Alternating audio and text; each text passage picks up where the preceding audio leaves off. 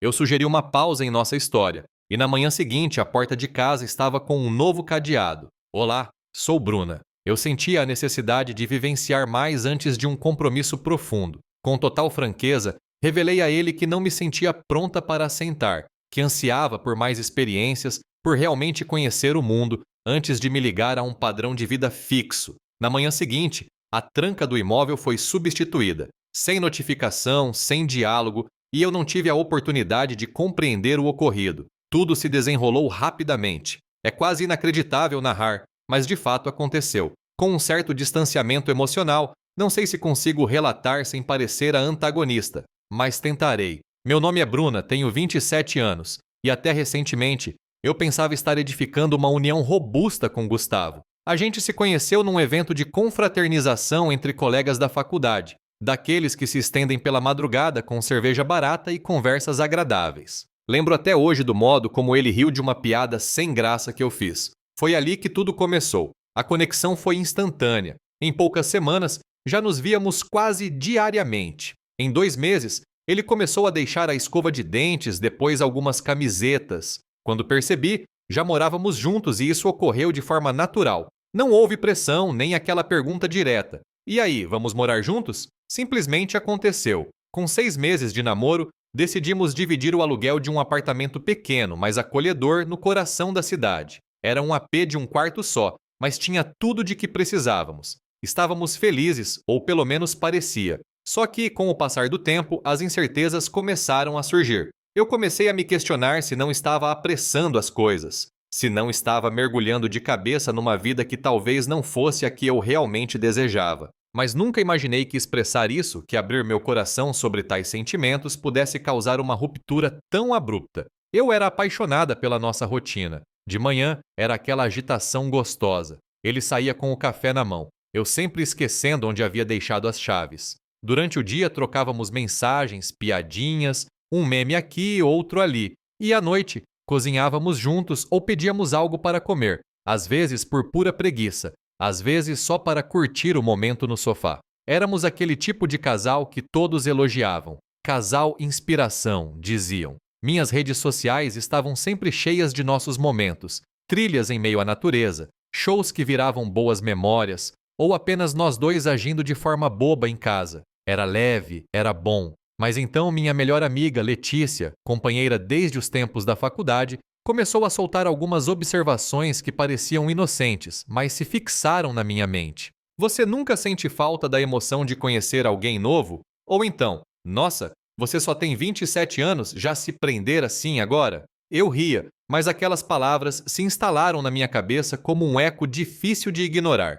Ver a Letícia e o grupo de amigas sempre publicando viagens, jantares, encontros com rapazes diferentes, tudo com aquele ar de liberdade, me fazia duvidar se eu não estava ficando para trás. E aí eu olhava para Gustavo, meu namorado, e lá estava ele mais uma vez, deixando as meias jogadas no banheiro. Enquanto eu via as garotas vivendo a melhor fase da vida, eu estava ali me preocupando se tinha ou não arroz para o jantar, e aquilo começou a me pesar. Cada vez que eu rolava o feed do Instagram, sentia mais esse contraste. A Carol, por exemplo, tinha acabado de sair com um rapaz que conheceu num aplicativo. Ele era modelo, sério. A Duda postou uma viagem surpresa para Búzios com um cara que ela havia conhecido há 2 semanas. E eu estava discutindo com Gustavo sobre quem lavaria o box do banheiro. Numa dessas noites entre amigas na casa da Letícia, depois de algumas taças de vinho, o assunto esquentou. Você só ficou com uns 3 caras a vida toda? Ela perguntou, enchendo novamente minha taça.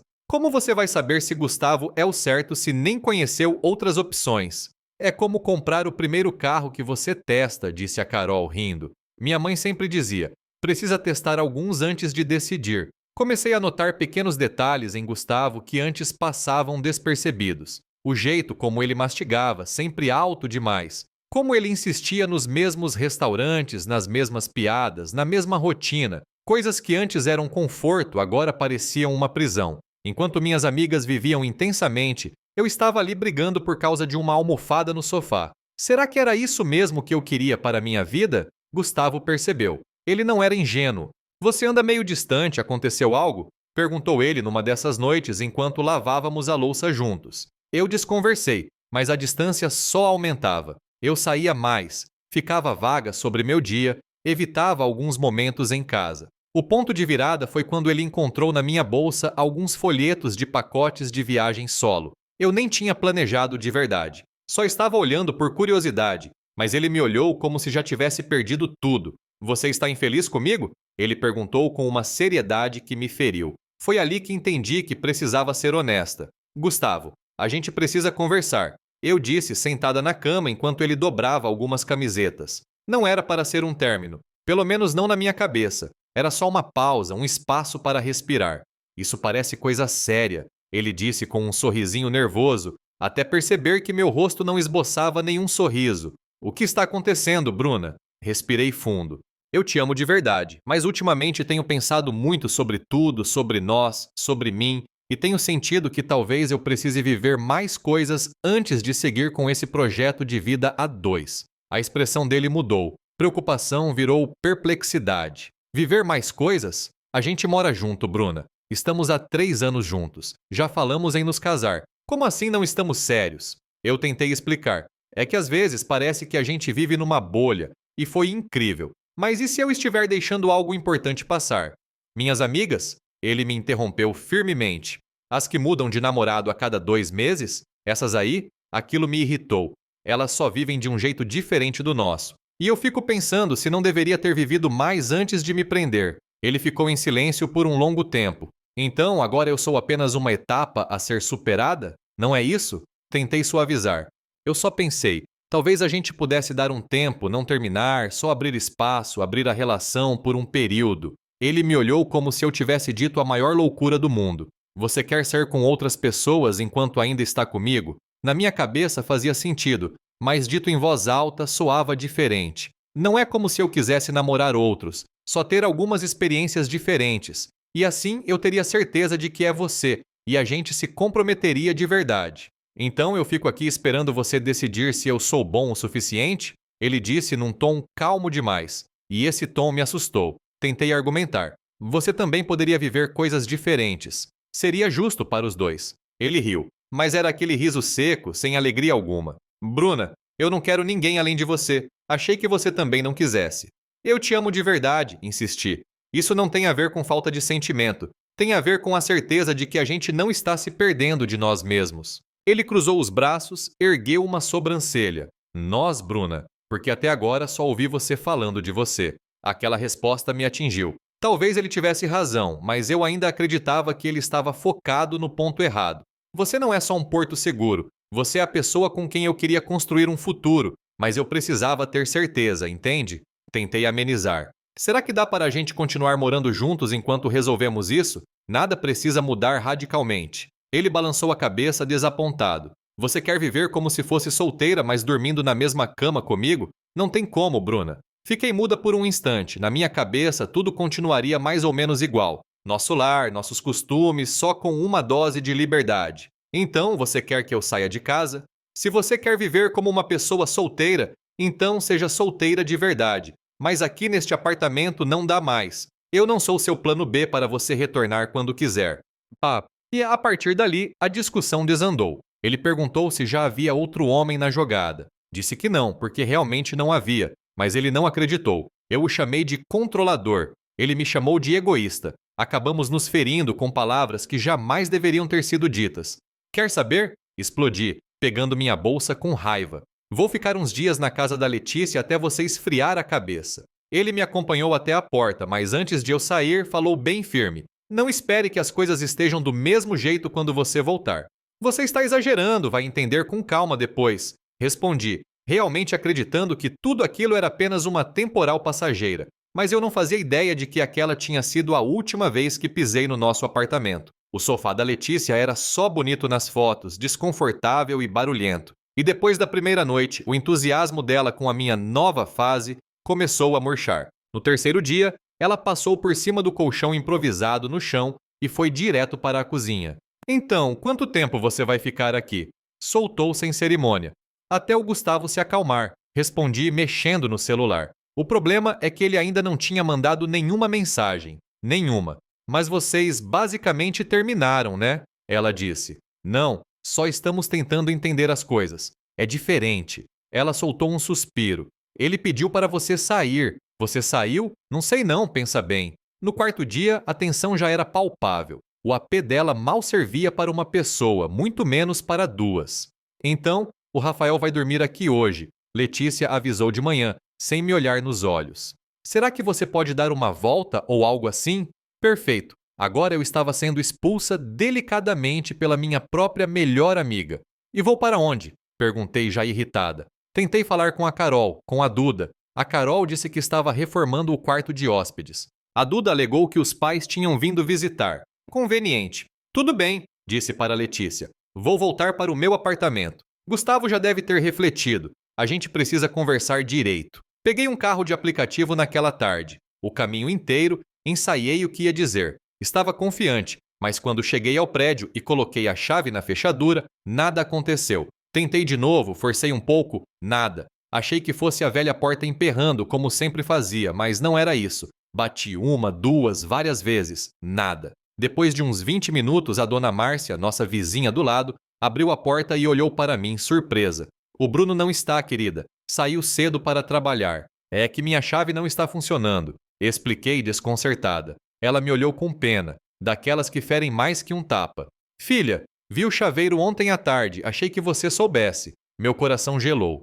Chaveiro? Ela confirmou com um aceno de cabeça, meio sem jeito. Desculpa, viu? Tenta ligar para ele. Afundei na porta. Ou melhor, na porta dele agora, tentando entender. Ele trocou a fechadura. Ele realmente me trancou para fora. Liguei para Gustavo uma vez, duas, três. Na quinta tentativa, ele atendeu. O que foi, Bruna? A voz dele era cortante, gélida. Minha chave não entra, perguntei. Você trocou a fechadura?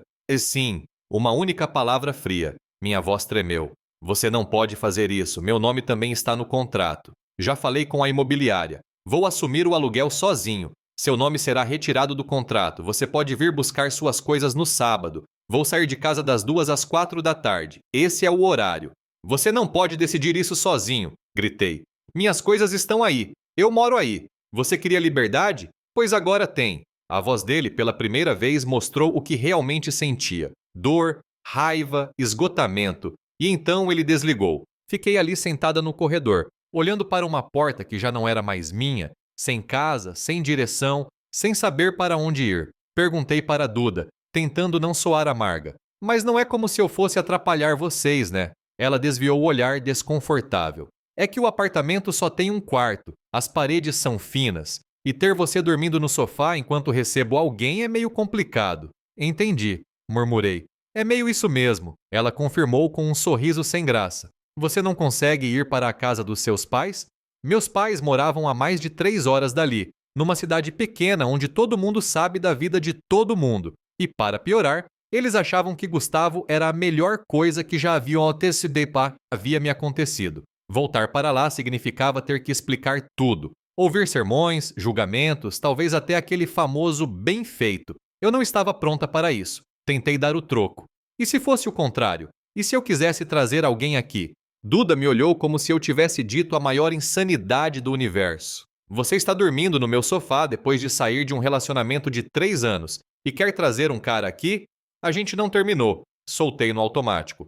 Eu só queria viver outras experiências. Vocês estavam super a favor disso semana passada. Ela deu de ombros. Sim, mas a gente achou que você ia se organizar antes, que ia ter um cantinho seu primeiro, não que ia esperar que a gente hospedasse nessas experiências. A ficha caiu com força. As mesmas amigas que me incentivaram a repensar minha relação agora estavam me virando as costas. No 6º dia da minha liberdade forçada, o desespero chegou de vez. Eu estava pulando de sofá em sofá, com uma mala pequena e roupas que nem escolhi direito. Gustavo, com uma frieza calculada, havia deixado uma caixa com algumas peças na portaria do prédio, como se estivesse se desfazendo de uma encomenda indesejada. Estava sem dinheiro. Comer fora todos os dias estava me exaurindo. E o pior, Gustavo continuava me ignorando. Mensagens, chamadas, nada. Durante um almoço sem graça, Letícia sugeriu: talvez se você falasse com ele pessoalmente, apareça lá quando souber que ele vai estar em casa. Pela primeira vez,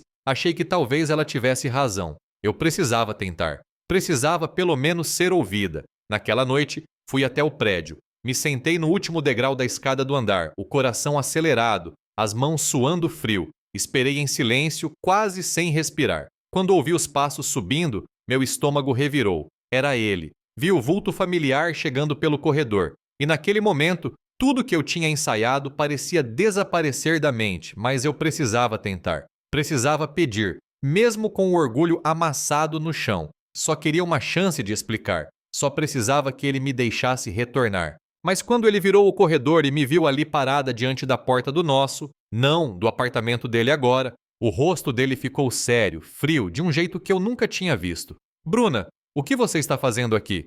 Sem um oi, sem um como você está? Gustavo, por favor, a gente pode conversar? Só um minuto. Dei um passo na direção dele, tentando sorrir. Eu sinto sua falta. Sinto falta de casa, da nossa casa. Ele girou a chave na porta, ainda sem me encarar. Você quer dizer que sente falta de ter um lugar confortável para dormir? Aquilo me atingiu em cheio. Isso não é justo. Eu cometi um erro. Estava confusa, não pensei direito. Ele parou de girar a chave, virou o rosto, ainda me bloqueando a entrada. Erro? Você me disse que queria viver outras coisas. Sim, abrir mão de mim. Isso não é um deslize, Bruna. Isso foi o que você escolheu. Tentei argumentar. Eu nunca disse que queria sair ficando com todo mundo, mas no fundo eu sabia. Era exatamente isso que experimentar mais significava. Só me deixa entrar. Só um minuto. A gente morou junto por 3 anos. Você não pode simplesmente... Não posso o quê? A voz dele subiu um pouco. Não posso me proteger de alguém que me tratou como opção secundária? E então ele disse o que eu precisava ouvir. Doeu, mas era a verdade nua e crua. Você queria liberdade? Está tendo. Eu só estou respeitando o que você pediu. Nesse momento, o elevador apitou atrás de mim. Ouvi passos e a expressão dele mudou. Ele olhou por cima do meu ombro e suavizou o semblante. Não o tipo de suavidade que se tem por alguém que se amou, mas aquela que se reserva para alguém novo. Me virei devagar. Uma mulher vinha na nossa direção, alta, cabelo cacheado solto nos ombros, presença marcante. Ela sorriu para Gustavo como se já fossem íntimos. Cheguei cedo? Perguntou naturalmente. Não, você está no horário certinho, ele respondeu. A voz dele era outra, quente e gentil. Jade, essa é a Bruna. Bruna, essa é a Jade. A gente se conheceu numa aula de quinta. Aula de quinta? Desde quando ele fazia curso? E quem era aquela mulher que parecia saída de um filme? Prazer, ela disse simpática, mas com aquele olhar de quem entende exatamente a cena que está presenciando. Gustavo virou para mim. A gente já estava encerrando, né? Eu não consegui responder nem mover os pés. Ele já estava saindo com outra. Já estava seguindo em frente. Certo, consegui dizer com a garganta seca. Eu já estava indo mesmo. Virei em direção ao elevador, sentindo meu mundo ruir por dentro. Atrás de mim, ouvi a porta sendo destrancada. Ouvi risadas. Ouvi a porta se fechar com um clique surdo, definitivo. Minhas pernas falharam na primeira curva da escada. Sentei nos degraus e chorei. Chorei como há muito tempo não chorava. Aquilo não era como eu imaginava que terminaria. Não era assim que essa história devia acabar. Voltei para a casa da Letícia, rosto borrado de maquiagem, soluçando entre as palavras. Ele está com outra, engasguei entrando. Já, uma tal de Jade, disse que a conheceu numa aula. Desde quando ele faz aula de quinta? Letícia parecia tão perdida quanto eu. Ele nunca comentou nada disso. Que loucura! Exato, eu nem sabia. Afundei no sofá como quem afunda na própria culpa. Como ele conseguiu seguir em frente tão rápido? E aí caiu a última ficha. Talvez ele não tenha seguido em frente rapidamente. Talvez ele tenha se libertado de alguém que já não estava mais ali há muito tempo. Ele me olhou por alguns segundos longos, silenciosos, e então disse com uma calma que me destruiu mais do que qualquer grito. Bruna, eu também te amei com tudo que eu tinha, mas agora eu preciso me amar mais. Não teve escândalo, não teve cena de filme, teve só aquilo, o fim, simples, definitivo. Peguei minhas caixas em silêncio. Cada passo pelo apartamento era uma lembrança esmagando meu peito. O cheiro do lugar, os quadros que não estavam mais ali, o tapete novo, tudo gritando que aquele mundo agora não era mais meu. Jade me ofereceu ajuda com uma das caixas. Eu recusei com um aceno. Aquela camisa azul, como ela ficou com ele e eu fiquei sem nada. Saí sem olhar para trás. Nem ele nem ela vieram até a porta. Cheguei na calçada, sentei no banco da esquina e finalmente entendi o que significava viver as consequências das minhas próprias escolhas. Eu queria explorar, descobrir, experimentar, mas no processo perdi o que já era raro, alguém que realmente estava comigo por inteiro. A verdade, eu não queria abrir mão dele. Eu só queria que ele me esperasse enquanto eu decidia se ele era o que eu realmente queria. E ele não esperou. E ele estava certo em não esperar. Hoje eu tenho minha liberdade, mas troquei um lar por paredes vazias. Troquei um amor estável por silêncios que ecoam à noite. Troquei planos reais por recordações que doem mais a cada dia. A gente sempre acha que pode voltar, que a pessoa certa vai entender, vai esperar, vai perdoar, mas nem sempre a vida oferece essa chance. E às vezes a liberdade que a gente tanto pediu se transforma numa solidão que não sabemos como enfrentar. E assim termina a história de hoje. Se você gostou, deixe seu like e comente aqui embaixo o que achou. Seu apoio é super importante para o YouTube mostrar nosso conteúdo para mais pessoas. E se você chegou agora, inscreva-se no canal para não perder nenhuma história nova. Obrigado por acompanhar mais este relato aqui no canal Reddit Revelado.